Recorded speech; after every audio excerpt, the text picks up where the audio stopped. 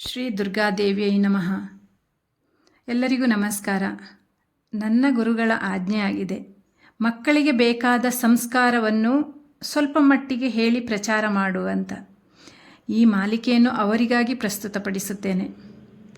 ಮೊದಲನೆಯದಾಗಿ ಈ ಸಂಸ್ಕಾರ ಅಂದರೇನು ಅಂತ ನೋಡುವುದಾದರೆ, ಯಾವುದಾದರೂ ಒಂದು ವಿಷಯವನ್ನು ಮಗುವಿಗೆ ಹೇಳುತ್ತಾ ಹೋದರೆ ಮಗು ಅದನ್ನು ಕಲಿತು ತನ್ನಲ್ಲಿ ಬೆಳೆಸಿಕೊಂಡು ಅದನ್ನು ರೂಢಿ ಮಾಡಿಕೊಳ್ಳುತ್ತದೆ. ಅದನ್ನೇ ಸಂಸ್ಕಾರ ಅಂತ ಹೇಳೋದು.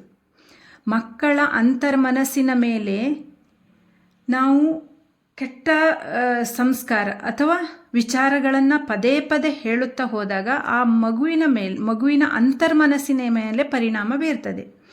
ಅದು ಒಳ್ಳೆಯ ವಿಚಾರ ಅಥವಾ ಕೃತಿಗಳನ್ನು ಆ ಮಕ್ಕಳೆದುರು ಮಾಡಿದರೆ ಅದು ಸುಸಂಸ್ಕಾರ ಅಂತ ಹೇಳ್ತಾರೆ.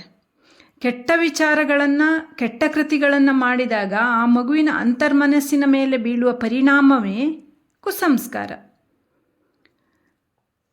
ನಮ್ಮ ವರ್ತನೆಯೇ ಸಂಸ್ಕಾರ ಅಂತ ಹೇಳ್ಬೋದು. ಮತ್ತೆ ಒಂದು ಮಗು ಸುಸಂಸ್ಕಾರವಂತನ ಕುಸಂಸ್ಕಾರಿಯ ಅಂತ ಅವನ ವರ್ತನೆಯಲ್ಲೇ ಹೇಳಬಹುದು ಮತ್ತು ಕಂಡುಕೊಳ್ಳಬಹುದು. ನಾವು ಈ ಒಂದು ವರ್ತನೆಯನ್ನು ಬೆಳೆಸುವುದರಲ್ಲಿ ತಂದೆ ತಾಯಿ ಮತ್ತು ಬಂಧುಗಳು ನೆರೆಹೊರೆಯವರು ಕಾರಣರಾಗ್ತಾರೆ.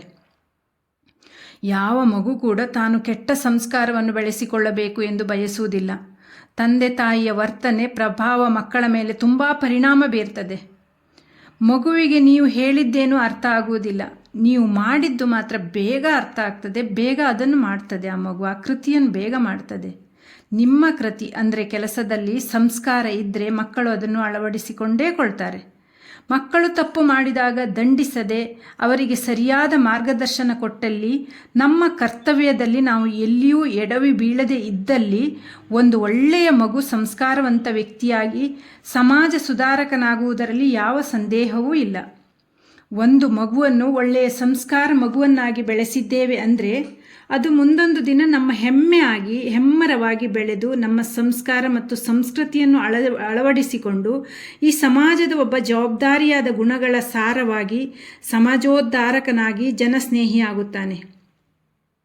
ಅದಲ್ಲದೆ ಹೋದರೆ ಮಾರಕವಾದ ದೇಶಭ್ರಷ್ಟನಾಗಿ ಹೀನ ಮನಸ್ಥಿತಿಯುಳ್ಳ ವ್ಯಕ್ತಿತ್ವವನ್ನು ಅಳವಡಿಸಿಕೊಂಡು ಭ್ರಷ್ಟಾಚಾರಿಯಾಗುತ್ತಾನೆ. ನಿಮ್ಮ ಮಗು ಹೇಗಿರಬೇಕು ಅನ್ನೋದು ನಿಮ್ಮ ಹೊಟ್ಟೆಯಲ್ಲಿರುವಾಗಲೇ ಯೋಚಿಸಿ.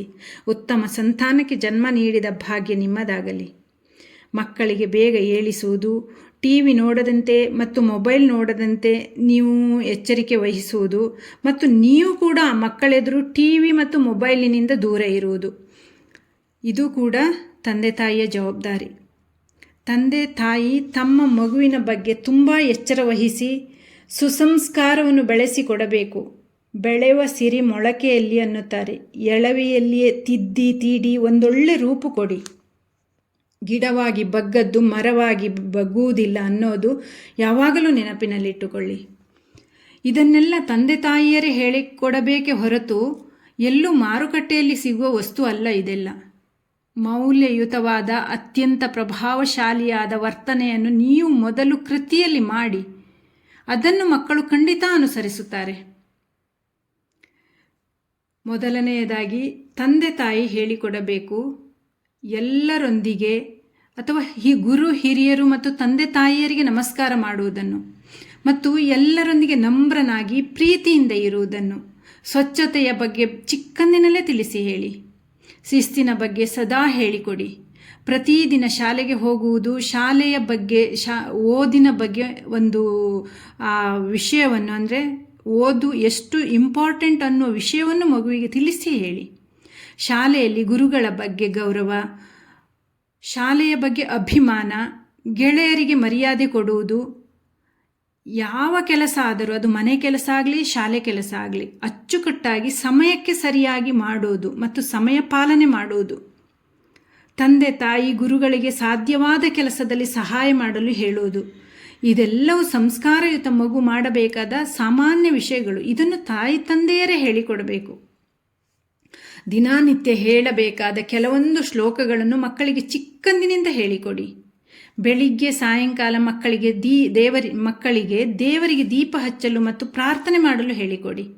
ಇದನ್ನೆಲ್ಲ ತಾಯಿಯಾದವರು ಅಥವಾ ಮನೆ ಹಿರಿಯರು ಮಕ್ಕಳಿಗೆ ತಿಳಿಸಿ ಹೇಳಿದರೆ ಮತ್ತು ಅವರು ಬೆಳೀತಾ ಬಂದ ಹಾಗೆ ಅವರ ಮನಸ್ಸಿಗೆ ನಾಟುವಂತಹ ನಮ್ಮ ಪುರಾಣ ಗ್ರಂಥಗಳ ಒಂದೊಂದು ಪುಟ್ಟ ಪುಟ್ಟ ಕಥೆಗಳನ್ನು ಅವರಿಗೆ ಹೇಳಿ ಅವರನ್ನು ಆದರ್ಶ ಮಗುವನ್ನಾಗಿ ರೂಪಿಸಬೇಕು ನಾವು.